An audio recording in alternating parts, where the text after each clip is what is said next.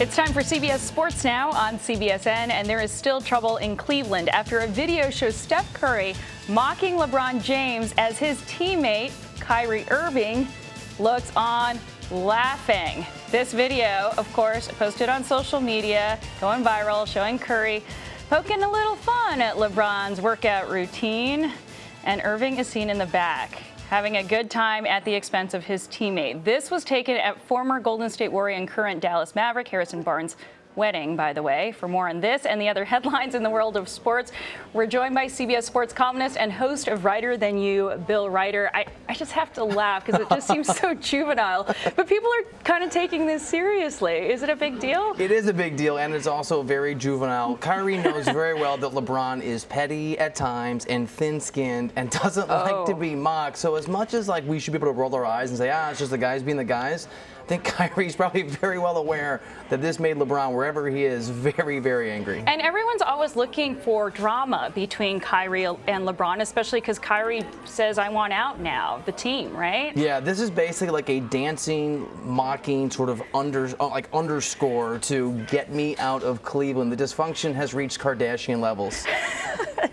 Needless to say. All right, let's move on to Major League Baseball and talk about Adrian Beltre now joining the 3,000 hit club over the weekend. Yeah, this is a really interesting guy. This is sort of a controversial idea that he might be a Hall of Famer when his career finally comes to an end. He's eligible to be inducted.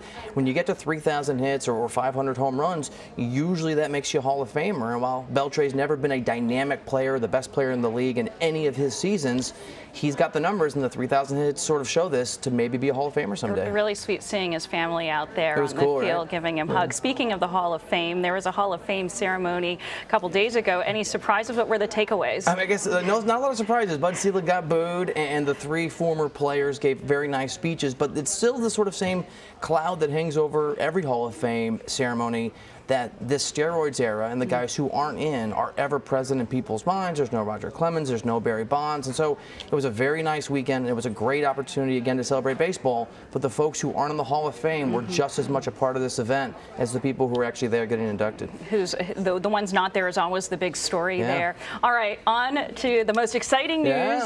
LA has the Olympics 2028, and of course the city is bringing in also 2 NFL teams. They're building a new stadium. What does this mean for Los Angeles? This is incredible news, and I say this as a guy that just moved from LA to New York City, so I'm so happy for LA. I've covered the Summer Olympics, and we've seen now, and I think the Olympic Committee figured this out, we've seen venues at the Winter and the Summer Olympics that just aren't able to handle hosting an Olympics and it benefiting the city. Right. LA might be the most equipped city, maybe in the world, certainly in this country, to host a Summer Olympics and to thrive. There's so much space. You're from there. I am, and actually you bring up a great point, because the 1984 Olympics in Los Angeles, which I attended the track and field events at the Coliseum, the old Coliseum, that was one of the most profitable Olympics, and they're not always profitable, so we know they can do it. Yeah, there's enough room. They have a mayor, Eric Garcetti, who's worked really hard to make this happen, and the fact that it's 2028 and there's 4 extra years to sort of prepare puts LA in a great position. We don't know yet whether there's incentives basically to wait